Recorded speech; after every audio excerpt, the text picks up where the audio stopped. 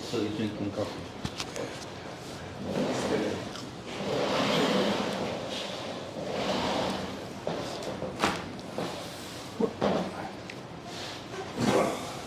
We're now a month since Shmini Atzeres, 7th of October. 7th of October.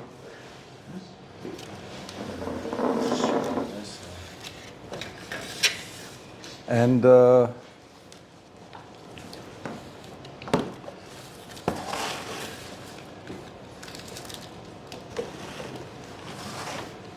I want to give a little bit of insight into how we're supposed to look at what's happening, what happened,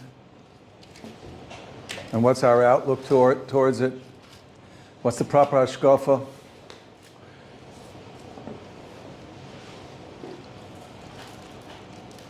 So a very good friend of mine, Shlomo Gottesman, he works with the Agudas Yisrael in America. He came out with this article.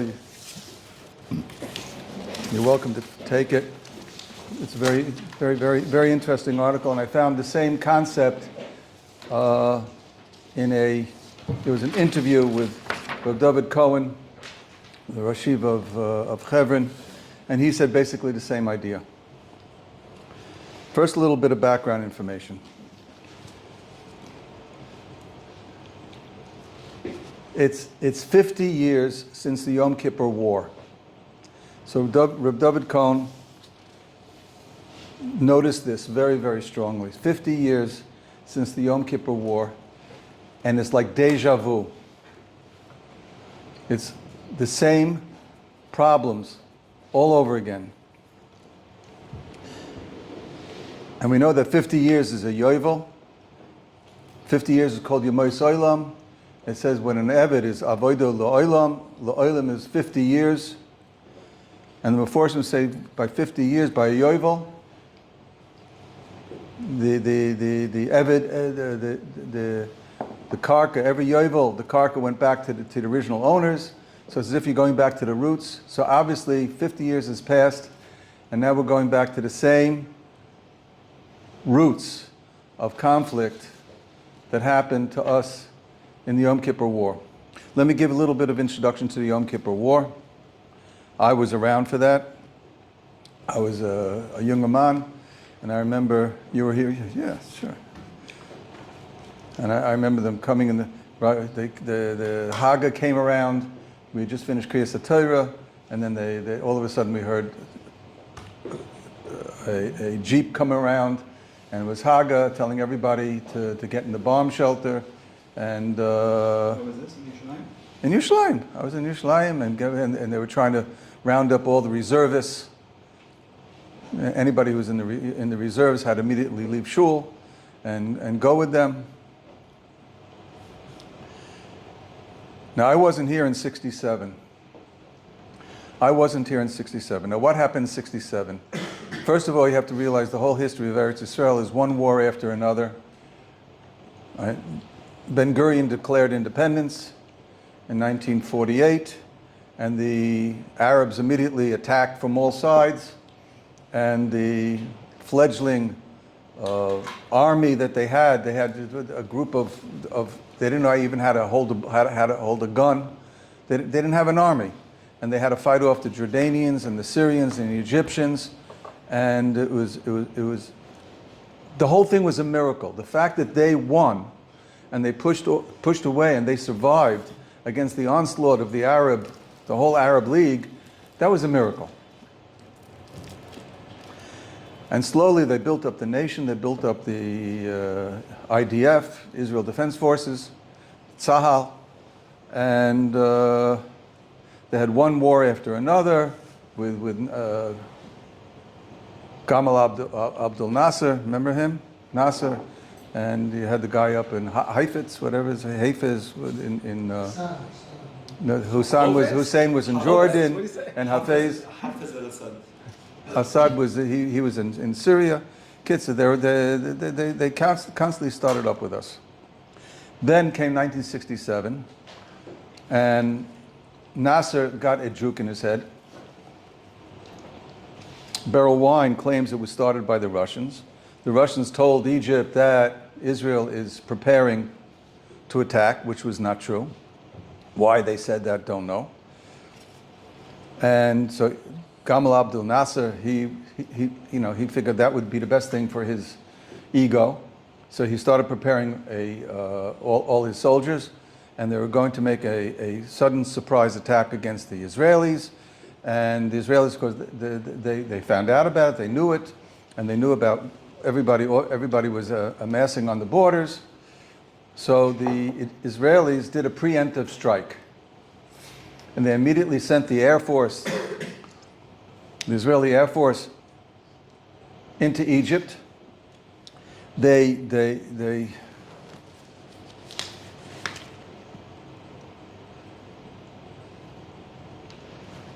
destroyed 452 planes. They lost 19, but they destroyed 452 planes on the ground. And the Egyptians didn't know what happened. They didn't know what hit them. And then they went up to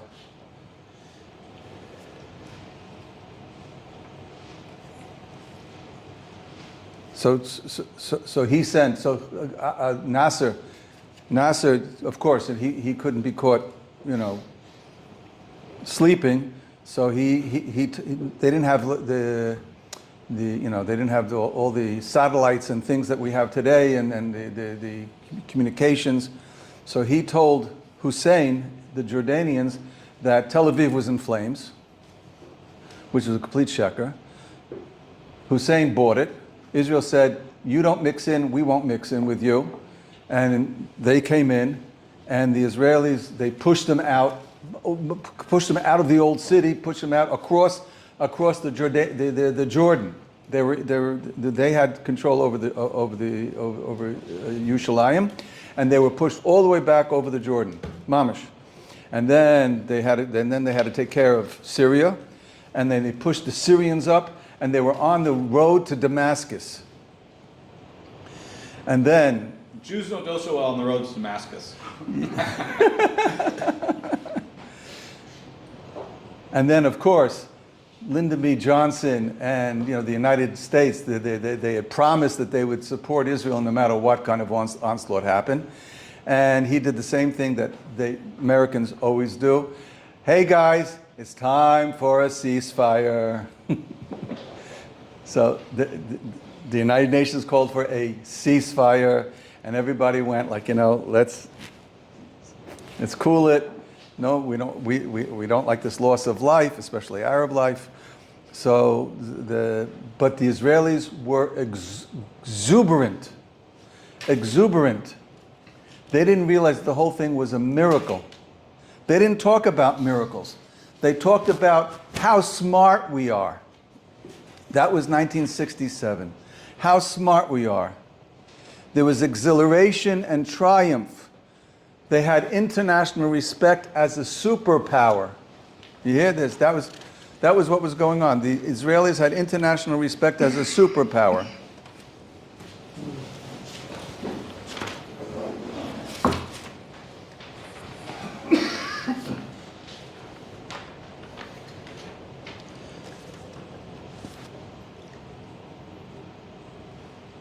So the Rav Gottesman, in this article that I gave you, so he knows the grandson of Rav Yaakov Kamenetsky, and Yaakov Kamenetsky. So Yaakov Kamenetsky in 1973, in November 1973, he was supposed to go to this after the Yom Kippur War.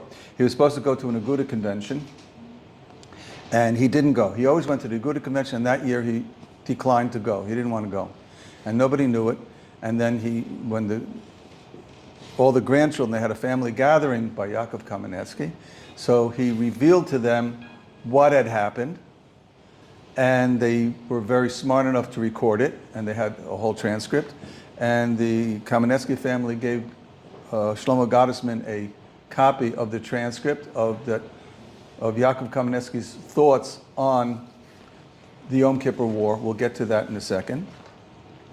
And Rav David Cohen, when he talks about it, he says that Chaim Shmulevitz and Cheskel Sarna, so the Rosh Hashiva of the Cheveners and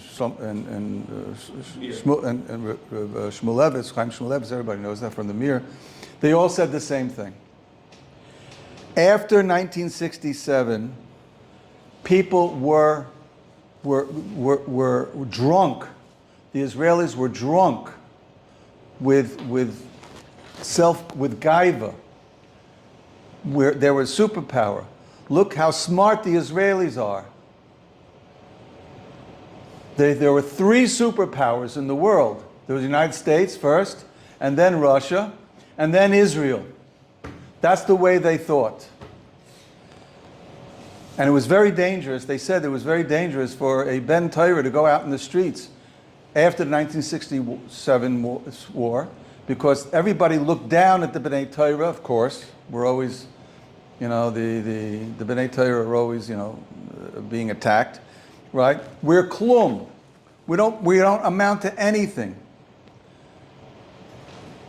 And all they thought of was ani va'afsi od.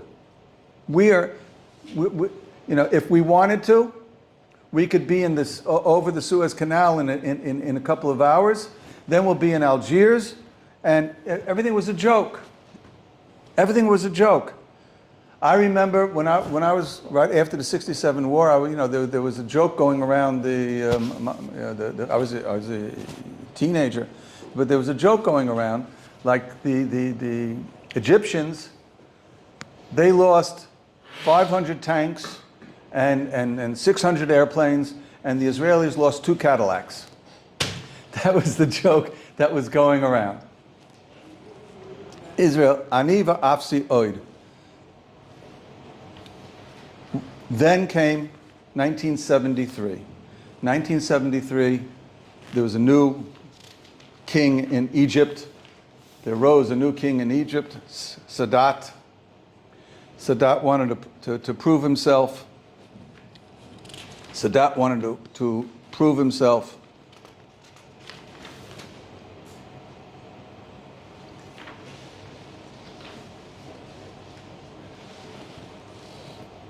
And he started, and they started, where is it? Here it is. They started preparing for war. They started preparing for war, but Israel didn't read the signs. They knew about it, they had the intelligence, and they didn't read the signs. And all of a sudden, on Yom Kippur, they had a 3-prong attack. From Egypt, and from Syria, and from Jordan, and Israel was caught completely off guard. They could have read the warning signs, they had the intelligence, and they failed to read it. This is Beryl Wine. Beryl Wine says, hubris, arrogance, overconfidence, and unpreparedness were the ingredients of the witch's brew of Israel's near disaster. They had a bar-lev line on the Suez Canal. It was totally ill-conceived, poorly maintained. They didn't have enough staff there. On the Golan Heights, they had only 60 tanks, while the Syrians had like 500,000 troops. Egyptian army was 800,000 troops. I don't know how many troops were were in Syria, but they were doomed, totally doomed. And the only thing that saved them was a sudden miracle. What was the miracle? What was the miracle? The miracle was that when the Israelis did not fight back, so the Egyptians and the Syrian commanders, they said, hey, stop a second. We know the Israelis. They should have been right on top of us. Why aren't they here when we're going in? They're planning an ambush. They did a tactical retreat, and they waited because they were trying to figure out what the Israeli ambush was going to be. And in the meanwhile, the Israelis were able to gather their forces and start fighting back. And they fought back heroically. and a lot of miracles happened. One tank was able to take out, the 20 Egyptian tanks, and there were a lot of miracles that happened. They ran out of ammunition, like happened this year. They ran out of ammunition, and America had to bring over ammunition from Germany. They depleted all the resources they had in the American bases in Germany, and they brought it over to the Israelis. Otherwise, they would have gotten totally geschmettered. Geschmetter. Totally wiped out.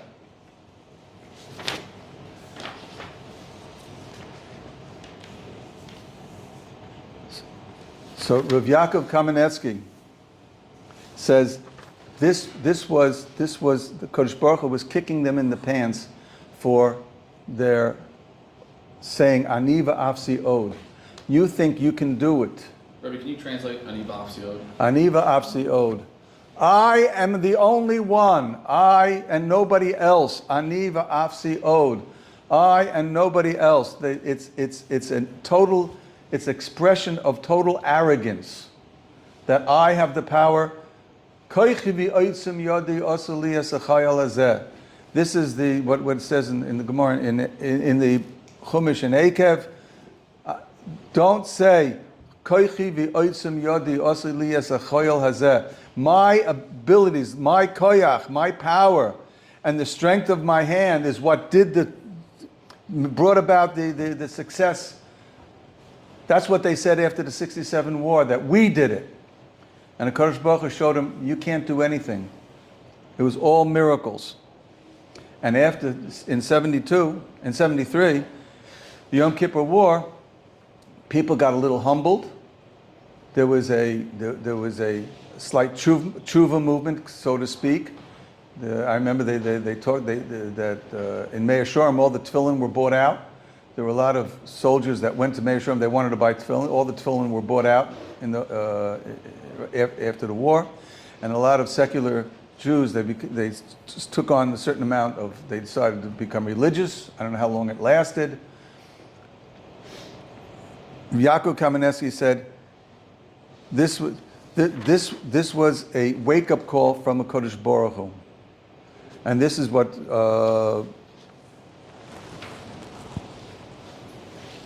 Rav David Cohen, he said he heard from the Gedolim in his time, around the Yom Kippur War.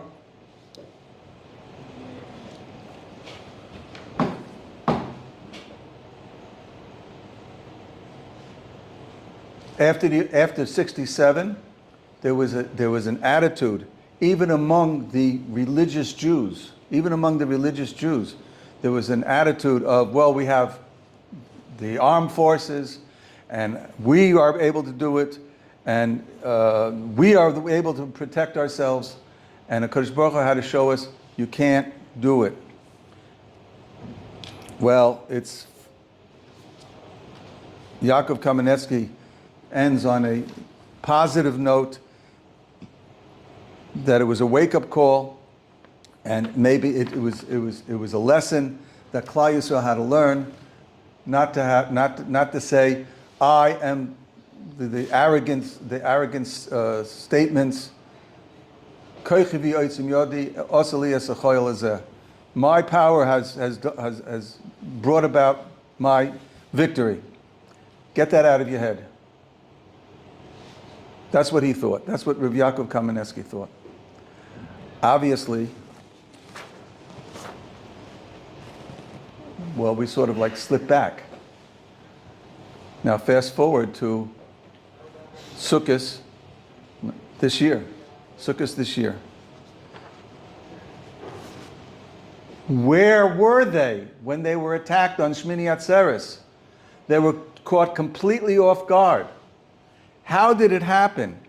They had spent $1 billion in high-tech fence around Gaza with sensors. They claimed that if a bird landed on one of the sensors, it would trigger an alarm in 5 different command centers. That's how sensitive it was. And the Arabs were able to put it out of commission. They knew exactly where all the sensors were. And they shot them all down. They shot them all up. within 5 minutes, all the sensors were destroyed. And then they had a wall around Gaza that should have sent off alarms. And with just a couple of hand grenades, bulldozers, and then they went through with their little tiny motorcycles, the mopeds, and that was it. And 3,000, they say there were 3,000 murderous terrorists, the barbarians. They were able to just roll into Eretz Yisrael, and they were shocked that there was no defenses. Everybody was caught off guard. They walked into the command center that didn't even know what was going on. They killed everybody inside the command center. They found the command center. They had tremendous amount of intelligence. They knew they had lists of exactly where everything was. They had the addresses of all the commanders. They knew where the command center was because all the cleaning ladies and all the cleaning men and the delivery trucks, they were all shluchim. They were all agents of the Hamas, and they gave back all the information. They knew about everybody. They found the addresses of everybody. This was the biggest, we call it a mechtal. This was, how do you say mechtal in English? It was, huh? Yeah. Is that Yiddish? No, mechtal. It's Hebrew. It was such a negligence. Such a negligence, and that such a thing could happen. How could it be? And then, deja vu to 1973, when 50 years ago, exactly the same thing happened. We were caught off guard, and with everything, with all the great intelligence, the Yiddish cup. The Jewish mind, the Jewish the genius. It's the Yiddish cup. Nothing. We weren't able to protect ourselves. Now they say everybody's pointing fingers at they're pointing fingers at somebody else. It's his fault. It's his fault. They're going to have the blame game after this is all over. They're going to have a blame game, and we'll have to see what happens. But the same thing is happening all over again, and on the international front. The same thing is happening, and our good friend Biden, he says, well, I think it's time for a little pause. They're going strong after the Hamas, but I think we need a little bit of, time out, guys.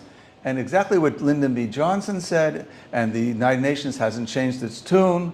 They just had, last night, they had a Security Council meeting. The Baruch Hashem, they didn't decide on anything. They couldn't get through they couldn't come to a decision. But they want to have a ceasefire, which would just allow the Hamas to regroup and rearm. And the Israelis are hopefully will be, Hashem, they should be successful in rooting out the Hamas.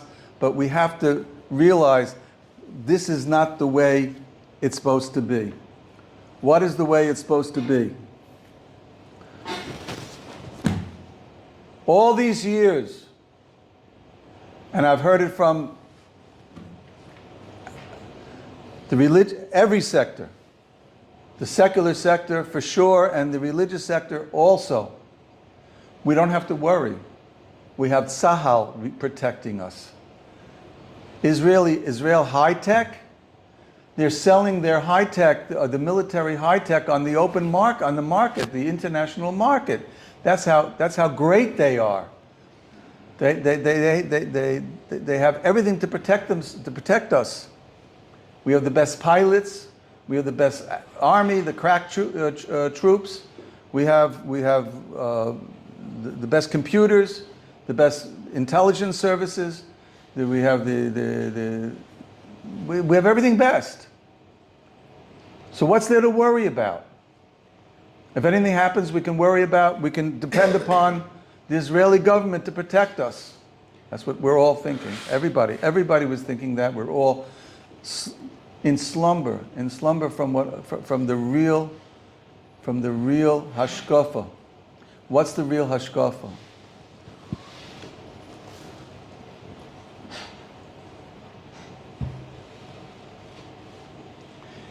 So let's take a little bit of a hint from last week's parsha. Last week's parsha was Vayera, and we have the parsha with Lot, and the angels, the two malachim come to Lot, and they, the whole story there, and finally early in the morning, they say, "Let's go. We have to, Lot, you have to get out of here. We are leaving." Vayomru anoshim el Lot. Who else do you have here? Right? Tell everybody to leave. Tell your whole family to leave. Ki mashchisim anachnu es hamakom hazeh. We came here to destroy this makom. Ki godlet tza'akosa, because the tza'aka, the scream, the cry from the averos, from all the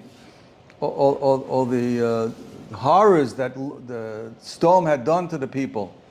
Tza'aka says, Penei Hashem v'yashalchenu Hashem l'shachosa, and Hashem has sent us to destroy it.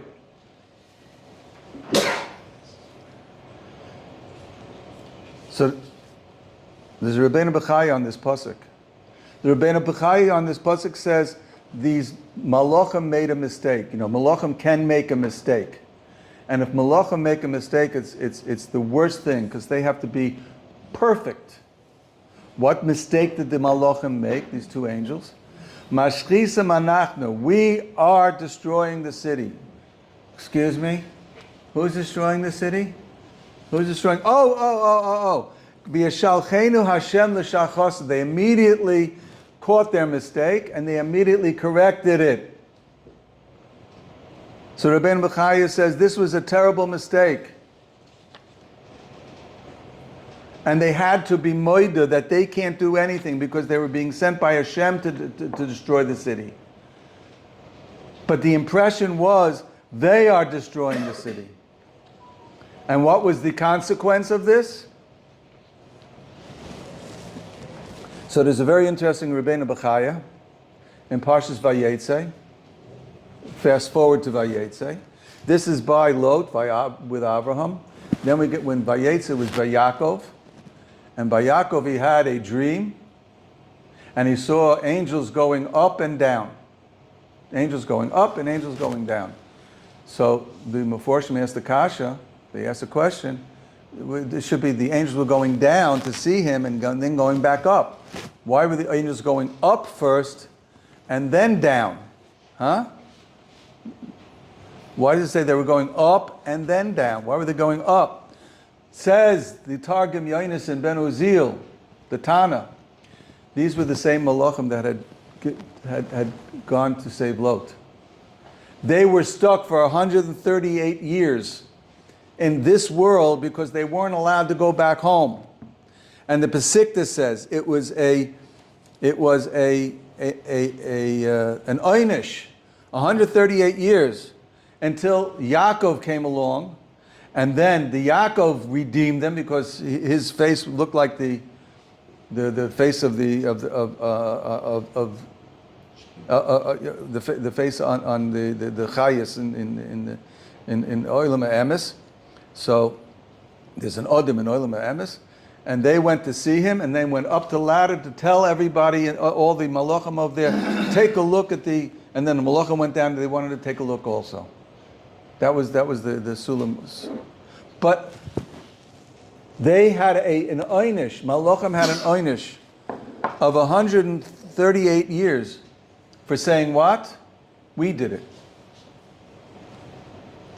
Don't say we did it. Don't say we can do it. So what should I say? So where's the template for this?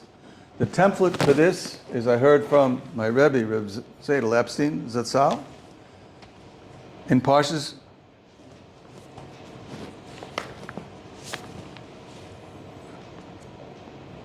Matos. Bamidbar was Matos. Here it is.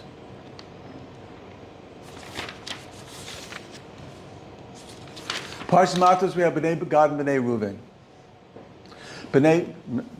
It's not this week's parsha, but we have, you know your Chumash, you have Bnei Gad and Bnei Reuben. They had a lot of sheep, and they wanted to stay in Eretz Sichon and that whole area there, Sichon, and it was very, very good pasture land. They said, we want to stay here. We don't want to cross the river and go into Eretz Yisrael. Well, this is good enough for us. And Moshe was very, very, very upset. So finally, they struck a deal, and they said, so they struck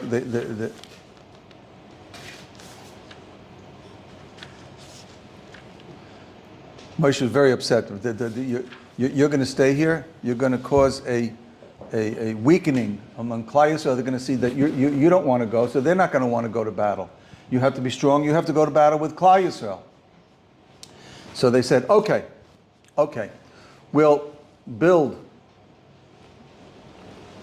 corrals for our flocks, our sheep, and for our cattle, and we'll build cities for our children, for our wives and children, and we will go chalutz, and we will go in the front lines. They were very strong people. They were very strong. The Bnei Gad and Bnei Reuben, very strong warriors. They're powerful.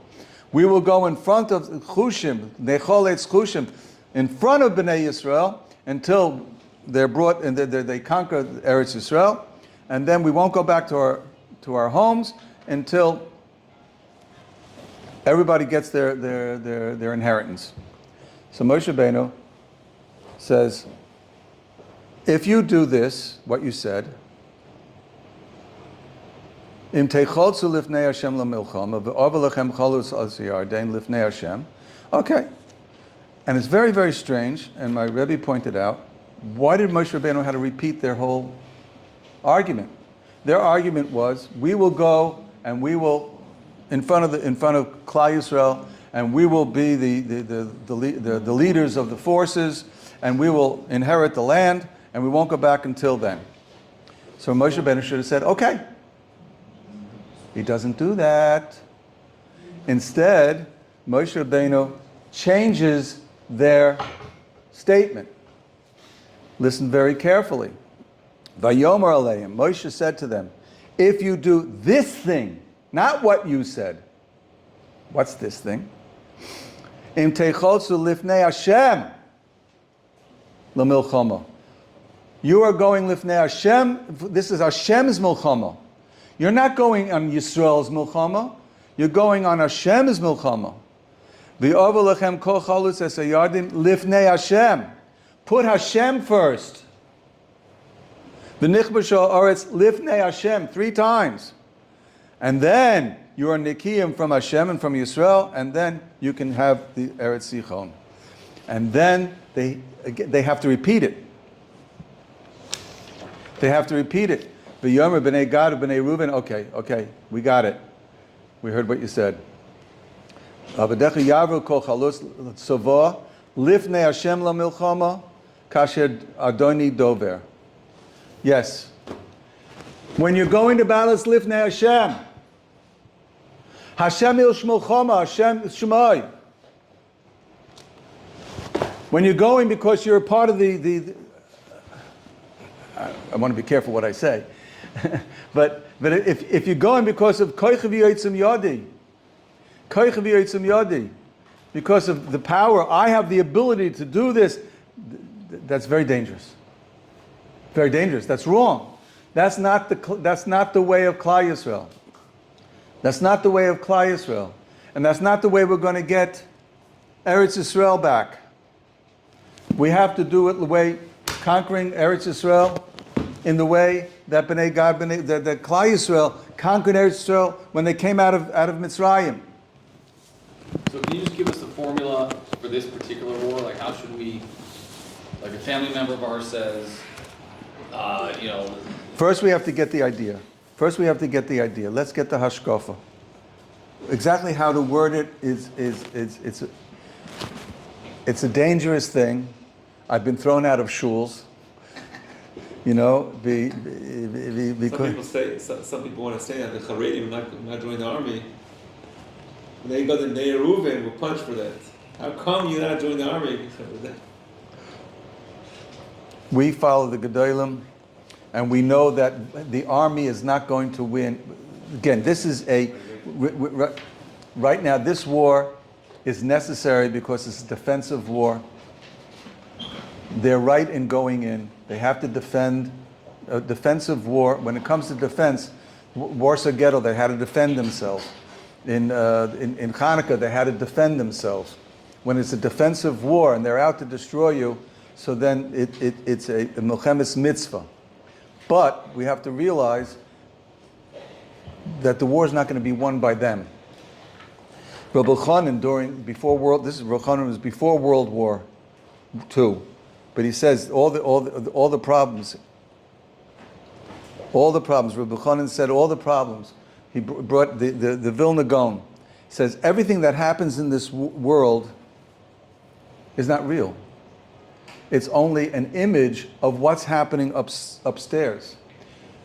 What happens down here, he's talking about Hitler making his declarations of he's going to destroy all the Jews, because Rabbi Chanan didn't make it to World War II. I mean, he was destroyed he was killed right at the beginning by the Nazis as soon as they took over. Everything is like a storefront window. A storefront window, if you have a grocery with vegetables, they're selling beautiful vegetables. So in the storefront, they have beautiful vegetables that they put in the storefront, but they never rot because they're plastic, right? They're plastic, they're for the beauty, just to attract the eye that you know what's going on inside the store. Then you go in the store and then you see the real fruit is inside. What's happening down here is only a front. The real battle is happening upstairs. And the whole question is, where are we? What are we doing? Where are we putting our trust?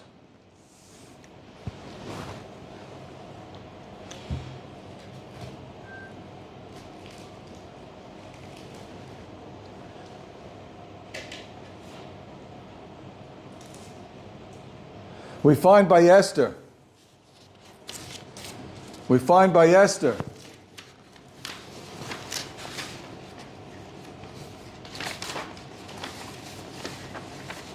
Oh, I know.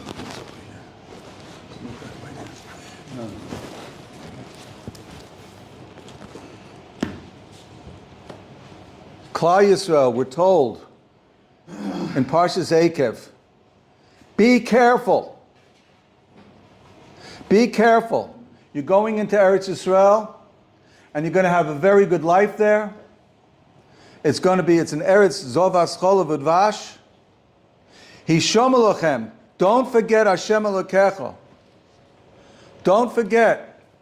You're going to eat Savata, Tocha v'Savata. You're going to build buildings. You're going to build a civilization. You're going to build a culture, right? You're going to have industry. You're going to have Parnasa.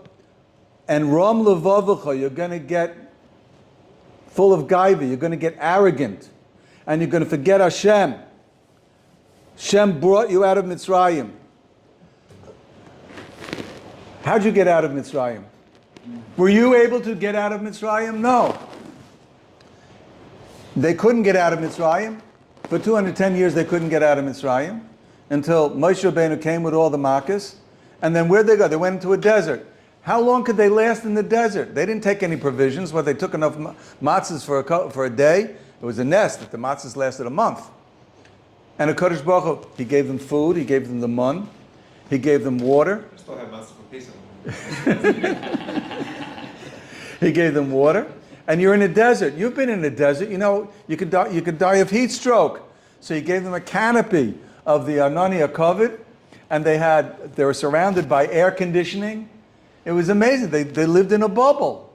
It was the only way they could survive in a desert for 40 years. Only because Hashem provided for them. Don't forget, you didn't do that.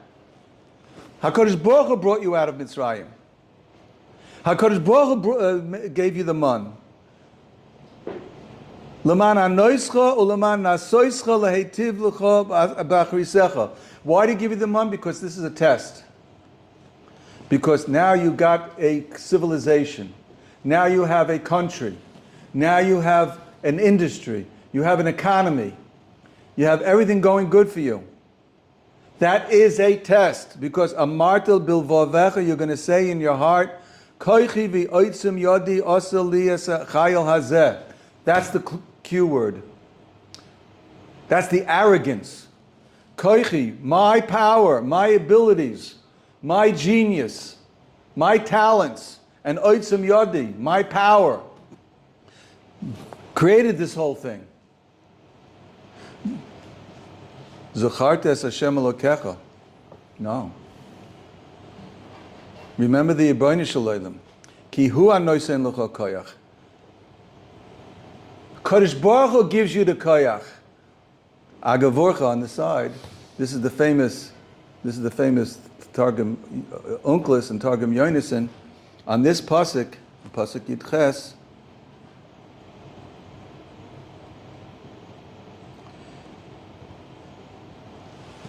You all of a sudden came up with a good business strategy. Oh, one night, right? You can't sleep, and you're sort of like, your mind is turning, and you're in turmoil, and then all of a sudden you come up with a fantastic business strategy. And you wake up in the morning, and you put it into action, and it works. Huh? And it works. It was successful. You know who did that? Says the Targum Unclus, Hu yov l'cha eitza lemiknei nechasim. Who told you to buy dafka that business? Who told you to go into those stocks? Who told you to do that? Where did that idea all of a sudden pop into your head? Because Hashem hu anoisin l'cha koyach lasois is a chayil. So the Targum Yonason said, Targum Unclus, and also the Targum Yonason. Any idea that came into your head, popped into your head, and it was successful, Kadosh Baruch Hu gave it to you. Don't think you're so smart. You're not so smart. So the formula is kocho v'otzim yado aseh t'chayil zeh. So we find by Esther. Remember Megillas Esther? We're not there yet. We got a couple of months, but remember Megillas Esther? And all of a sudden, Esther makes a party. She gets an idea in her head. She's going to make a party, and she goes into Achashverosh. I mean, this is after she got Ruach HaKodesh, because she had fasted for 3 days, and she was, the Gemara says she had Ruach HaKodesh. She got the idea in her head. She's going to invite. I want to invite Achashverosh and Haman to a party. Haman? He's the arch enemy. Why did she invite Haman? Can you imagine? Rebbetzin Wasserman? Rebbe Chanan Wasserman's Rebbetzin, right? And she invited Hitler to a party, the arch enemy of the Jews. Everybody knew that Haman was from Amalek, and he was out to totally slaughter the Jews. What they did on October 7th, that's Amalek. That's Amalek-style barbarism. And that's exactly the barbarism that Haman wanted to do, perpetrate against the Jews. And she's inviting Haman. So the Gemara asked the question, why'd she do this? And it gives a whole bunch of answers, about 5, 7 answers. I think I didn't count the amount of answers it was. And one of the answers is because she didn't want the Jews to say, Achos yesh lanu b'beis hamelech. We have a Jewish girl. She's in the palace, and she knows how to sweet talk everybody and talk to everybody, and she's going to do diplomatic negotiations for us, and we have nothing to worry about because Esther is in the palace. She wanted to cast doubts in everybody's minds that it's not so simple. Everybody's going to see she's in cahoots with Haman. This is not simple. Ein lanu li'ishayin ela Avinu shebashamayim. That's what we have to come out with. We have nobody to rely on except the Ribbono Shel Olam. This is why you brought Biden to Israel. You welcomed Biden to Israel. Yeah. So you can't trust him. Right? We have all these Jews in the White House, we have Louis, whatever is Louis, and we have all these, the Jew, and Blinken is a Jew, and Lowe is a Jew. First lady is a Jew. The Douglas first, Emhoff. yeah, the first gentleman, Excuse me, first gentleman, first gentleman. the first gentleman is Jewish. Ein lana lishon el vish b'shamayim. There are a lot of. Bernie is a Jew. Bernie's a Jew. With friends like that, who needs enemies? Bernie asked for a new birthright trip just a little bit south of Tel Aviv. Just There are a lot of. We talked last week about this. Everybody's talking about the same things that I talked about last week. These times are very. We know that something's going on. Now, again, I told you last time, I don't want to be called a prophet. I'm not a prophet. I'm not going to say for sure what's happening because I'm not a prophet. Because the Chazal tell us that since the destruction of Bayis Rishon, prophecy was taken away from the prophets and was given over to either children or shaitim. Now, since my bar mitzvah was many, many years ago, so I think there's only one option left, and I don't want to entertain that option of being a shaita. So therefore, I'm not going to say I'm a prophet, but all the simanim, everybody's saying all the simanim are here.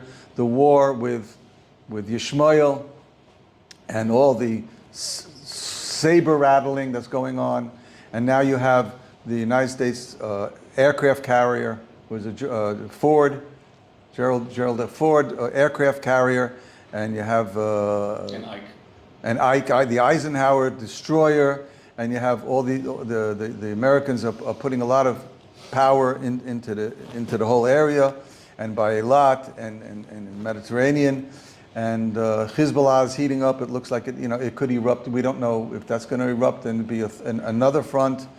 Hashem Yirachim, we hope not. And then Russia's on the Arab side, and America says they're going to defend us. We don't know. We don't know if they'll defend. They'll defend themselves against Russia, maybe, but I don't know if they're going to defend us. So it looks like the whole world's going to be fighting us and fighting the Arabs and fighting each other, which is exactly what it says in the Zohar. And we had the Pirkei Rabbi Elazar last week, and the Reb Chaim Vital with Yishmael, and the Zohar with Yishmael. And there's a lot of gematrias going around. What are these gematrias? Where are my gematrias? Here they are. Come on. Huh? Gematrias. There are a lot of gematrias going around.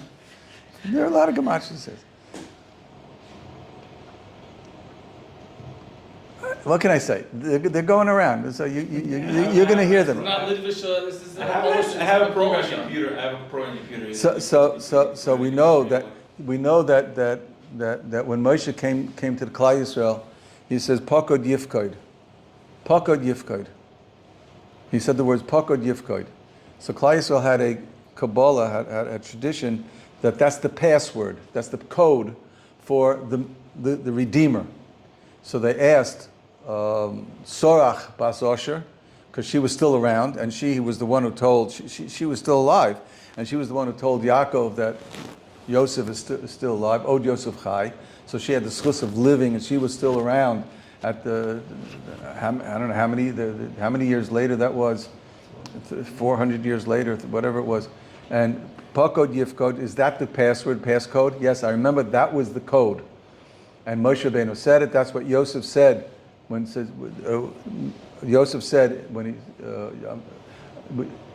before he died, you're going to bury me, and Pakod Yifkod. Pakod Yifkod. So that's the code, and Moshe Rabbeinu said those words, and they knew that he was the Redeemer. Pakod is gematria with the vav. It's written chaser, but with the vav, it's a gematria 190. So that's the 190 years that were taken off the 400 years. So they knew, because they had a cheshbon, it was not time yet. That's why they were dismayed by Moshe Rabbeinu, because it wasn't time yet. It's only 210 years, not 400 years. So she said, they knew that Pakod Yifkod, Pakod is 190. So Pakod, the Kodesh Baruch Hu is going to take off 190 years off, and 210 is going to be equal to the 400 years that he promised. Pakod Yifkod is another gematria. This is what's going around today. Pakod Yifkod is a gematria 384. Yifkod. Another 10. Shin Pei Dalid. 384. Pakod Yifkod. Pakod is 190, so Yifkod is another 10, no? Yifkod, Yud is 10 with Pei, 80 and 100. Yifkod and with the Dalid. 390. Huh?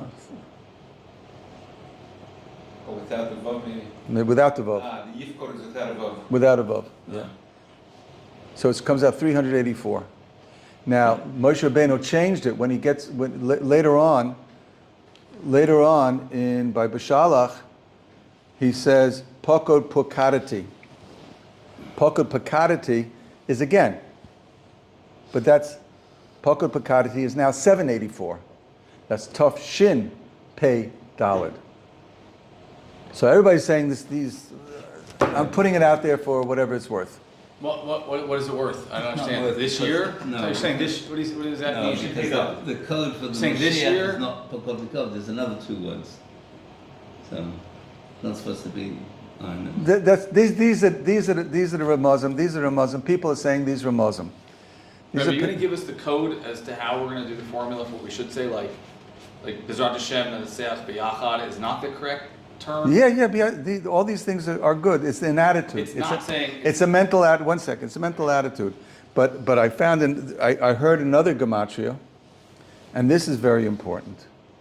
There's an even more ancient gematria, which is done before computers. And there's an ancient sefer that says that there's only one place where there's a gematria which is equal to the gematria of Eretz Yisrael. Eretz Yisrael, you'll make a cheshbon, is 832. There's a pasuk, Hashem ish milchama, Hashem shmo, is 832. The way to get Eretz Yisrael is Hashem ish milchama, Hashem shmo. We have to realize don't say koichav yotzim yodi asali esachayil lazeh, and that's it's an attitude, and we have to put that into our heads that that's the only way for us to do it. Do we have to protect ourselves? We have to go fight the Hamas. Of course, we have to protect ourselves. Chanukah, we had to protect ourselves, but we have to realize get koichav yotzim yodi out of our vocabulary. That was our mistake in the Yom Kippur War, and we paid for it. That was our mistake this year, and we're paying for it because we relied on the power of Tzahal, and people, even in our circles, we got sucked into the politics, into the attitudes, into the thought processes. Because we read the newspapers, and that's what sort of infiltrates, our minds.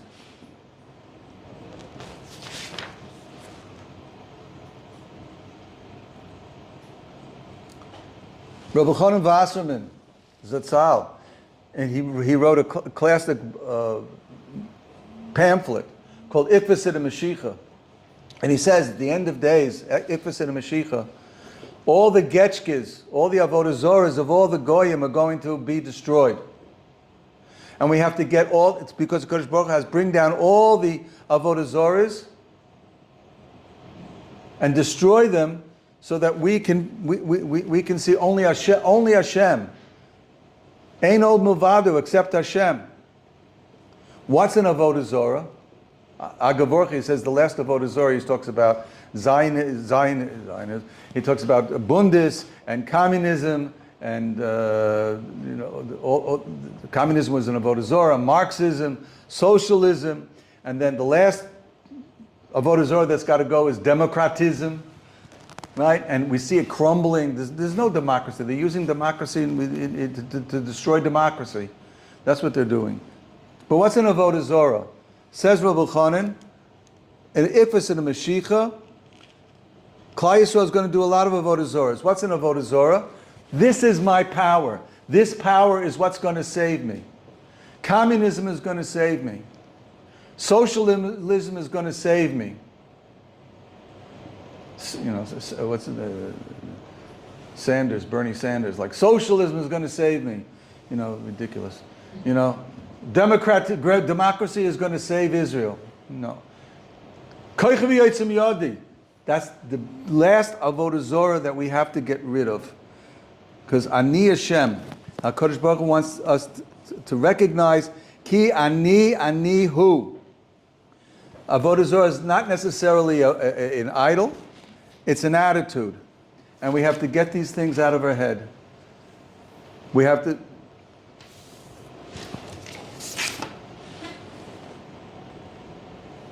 I said last time, Yishmael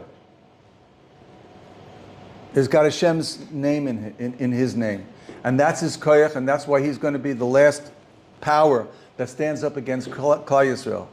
And how are we supposed to conquer him? Just like everything he does, he says, Alo Akbar, he brings out, he does everything in the name of Hashem, even the biggest atrocities, he's doing an Alo Akbar. So we have to say, Eile Berechev, V'eile Basusim, we say it every morning, Eile Berechev, V'eile Basusim, they come with tanks, they come with artillery, V'anachnu b'shem Hashem Elokeinu nazkir. That's the only way, that's how we're going to survive, and that's how we're going to bring the Mashiach. We have to fight the koyach of Yishmael by recognizing Ein Od Milvado, and everything is b'koyach Hashem, and Hashem ish milchama, and that's how we get back Eretz Yisrael. Hashem ish milchama, Hashem shmo.